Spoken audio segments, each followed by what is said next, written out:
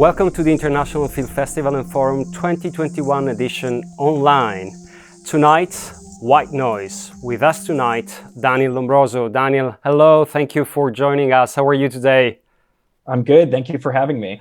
Okay, I'm going to introduce you for just a second so that Sure. our listeners can understand a little bit about you and who you are.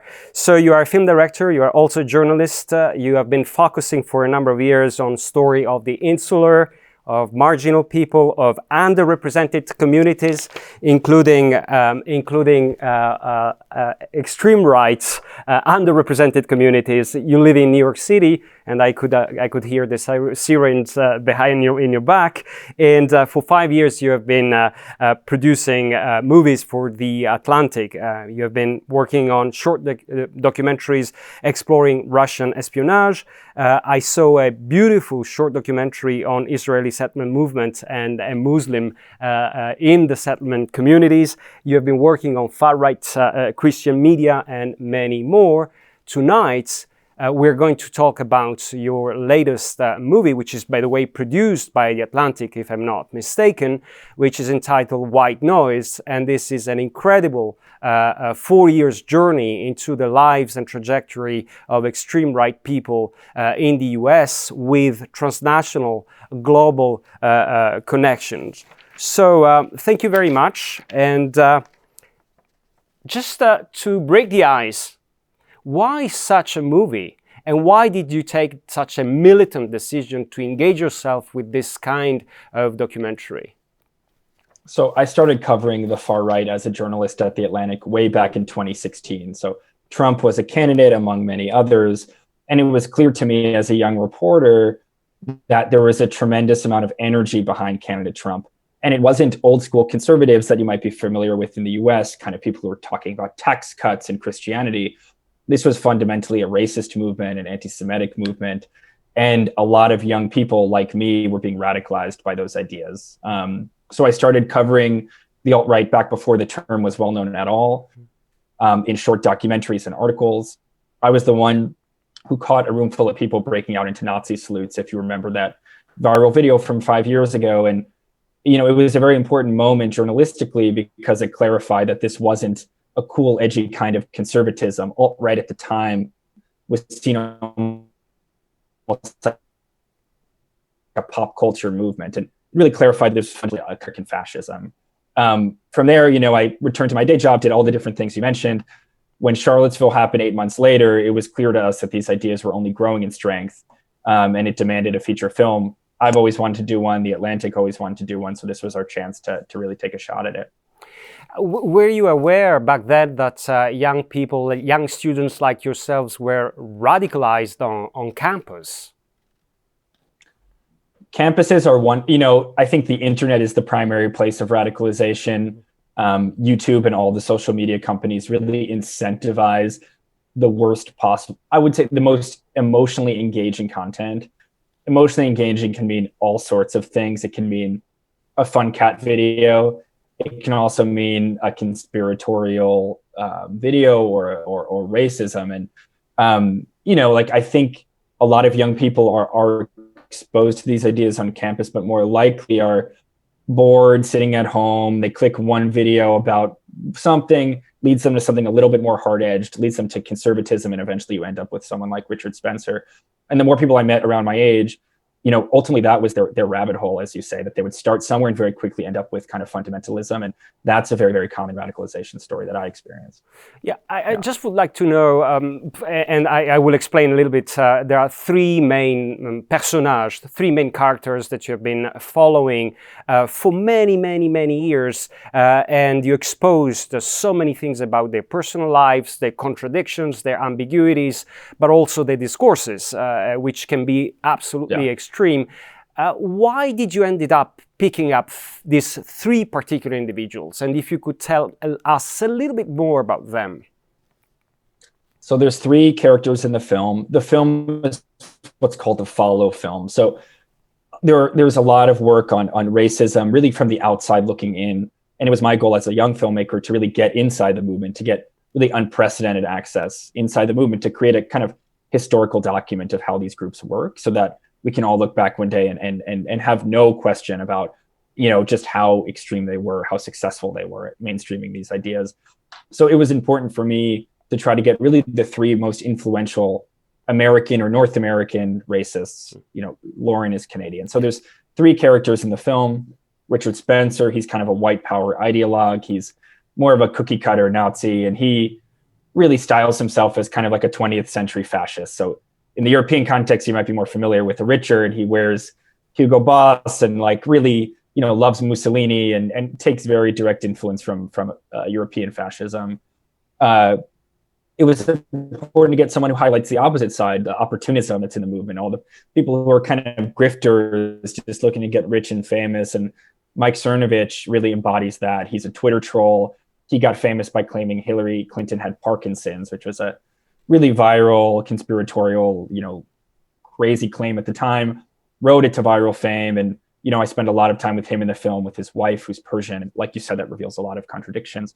And then lastly, the most important character in my view is Lauren Southern. She's a young conservative woman, a couple years younger than me. She hit it big at 19 and really has built this basically far-right YouTube empire.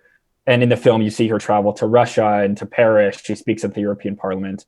And it really gets at, like you said, the transnational element of this movement, that even though this is the American far right, it's really an international far right. Do you think that in her particular case, the fact that she's Canadian opens up spaces and places that are not of great interest to the other two? Yeah, I think it gives her a little bit more of a global mindset. I mean, Americans, I don't need to tell you, can be very close-minded and focus only on what's happening here. And as a Canadian, I think she was a little bit more globally minded. I think too, a lot of American white nationalists look to Europe as kind of a purity test, that you guys are the bastion of civilization. Lauren always says, I don't want Paris to fall into a caliphate. Yes. She grew up watching the migrant crisis and, studying what was happening in Europe. And her concern, I think, is what might be surprising to people, is less about Trump and America and much more about the future of Europe and preserving a white Christian majority in Europe. So that's why she went to the European Parliament.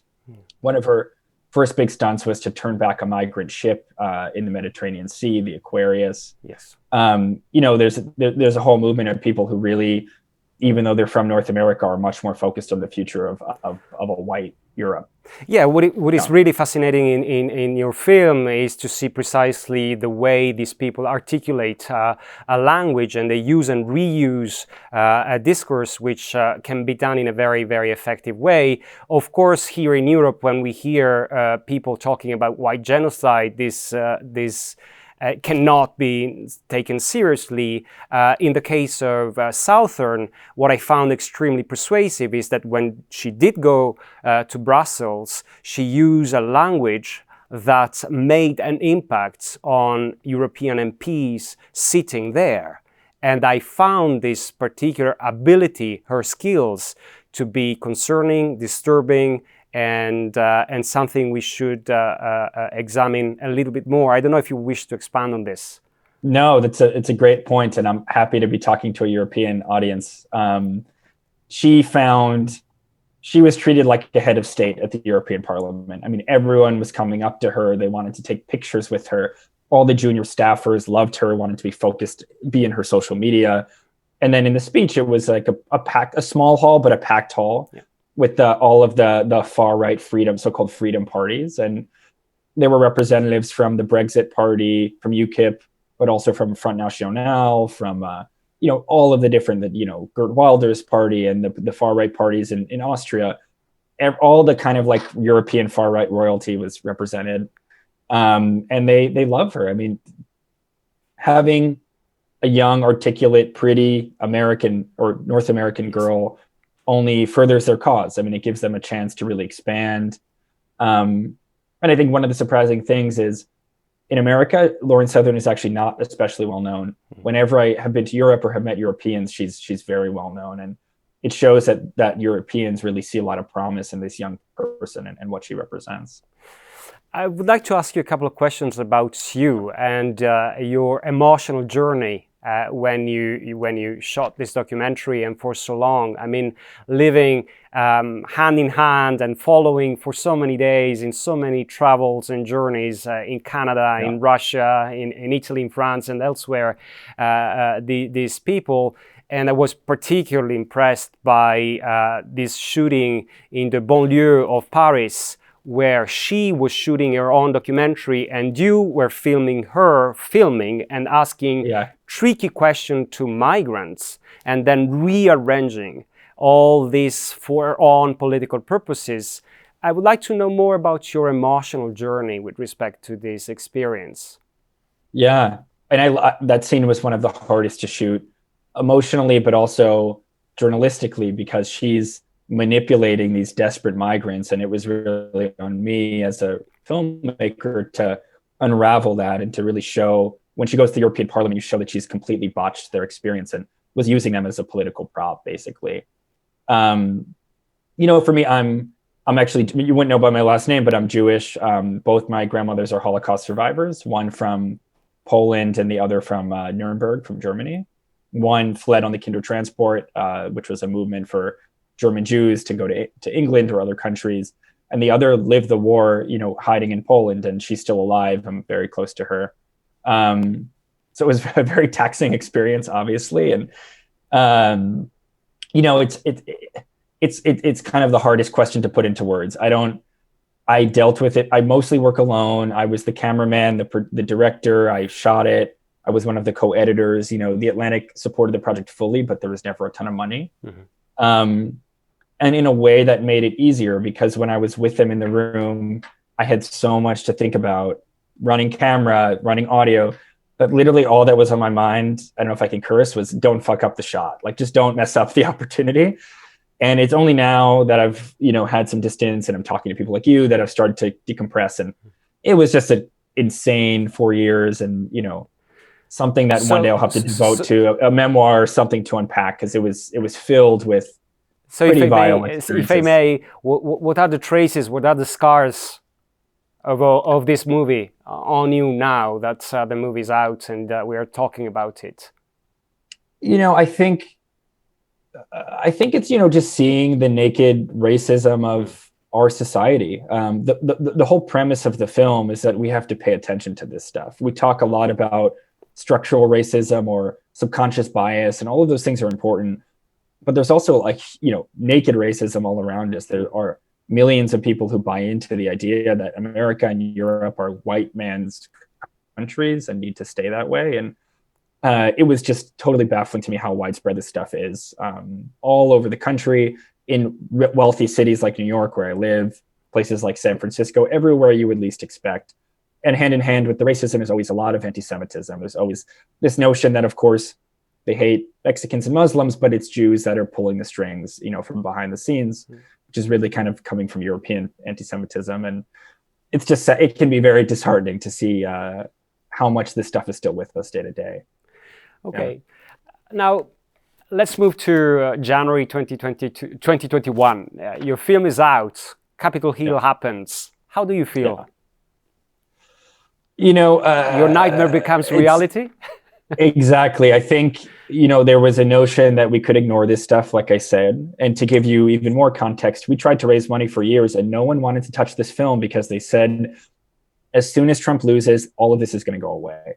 And I think seeing what happened in January just proved that this is something we're going to be living with for many, many years. I mean, there are hundreds of thousands of people who are animated by these ideas, who believe that Trump won the election. I think something like 40% of Americans believe that it was an illegitimate election, that there was voter fraud. Something like 20% believe in the QAnon conspiracy, that there's a deep state pedophilia ring, which is completely insane and untrue. And, this is a new reality in America and to some extent in Europe, that we're living with conservative parties that are not Christian, that are not Angela Merkel, that look a lot more like Donald Trump or Nigel Farage or many of the other subjects that you're familiar with. That's really the future of the Western conservative movement. And when that becomes extreme, you see things like January 6th, where they really can't control their base. I mean, the base will do anything to fight for these ideas and even die for them. Two final questions, Daniel, for you. The first one is, does fear prevails over hope, or is it the other way around? That's a tough one. You're the first to ask that. I think in the short term, there's a lot of fear from everyone. The left obviously hates the right, and the right hates the left. And polarization, I don't know about in Europe, but in the US is just so bad at the moment. I think what makes me hopeful is that the US is becoming so much more diverse. And this generation in the US is the most diverse in history. I believe it's already a majority minorities. By 2045, the US will be a majority non-white. It's not that we're celebrating at all the end of whiteness. The point is just that the US is an immigrant society and finally has an opportunity to really celebrate its history and say that this is a country for everyone. That makes me hopeful. I think we're living now with the backlash that historians will look back at and say, you elected the first Black president, and then the next 15 years were a shit show. And I think that's the reality that we have, and that we'll stay with. But, as we get to 10, 20 years from now, I think things will start to level out and get better. Don't worry, there are several shit shows going on around the world, so you are in good company, unfortunately for you. A very, very, very last question. Do you believe that a documentary or a movie can trigger change? I hope so. It's a shocking film. I think it does two things well. One is it shows, like I said, the naked racism. It should shock people into being awake of just, how much we're still living with, the issues that we're still living with. The other is I guess in a way to have some empathy for the people in this movement. It's not that we're humanizing them in any way, but it's to understand that this is a community. It's a set of values that all of these people are really less lost, depressive, contradictory, hypocritical souls. They're deeply narcissistic, and they found a sense of purpose in this movement. And, I think the only way to come back from the brink is to not shame them, is to really meet them and say, what you're doing is horrible, it's terrible, but that sense of purpose, that community, you can find somewhere else. You can be a left-wing activist, you could be a member of the church. I mean, there are so many ways that, I think the film could really inspire people on the far right to say, wow, I need to leave this movement now. And I don't want to name names, but there are many people who've reached out since the film has come out, and it's helped them realize the error of their ways and basically say, it's time for me to finally leave. Okay. Yeah. Daniel, thank you very much for your time and sharing your experience with us. And for the rest of you, if you wish to know more about Daniel Lombroso movie, White Noise, please connect to our website, the website of the International Film Forum and Festival of Human Rights, FIFDH.org. And thank you for spending time with us tonight. Daniel, see you soon. Good luck. Thank you. Take care. Thanks for having me.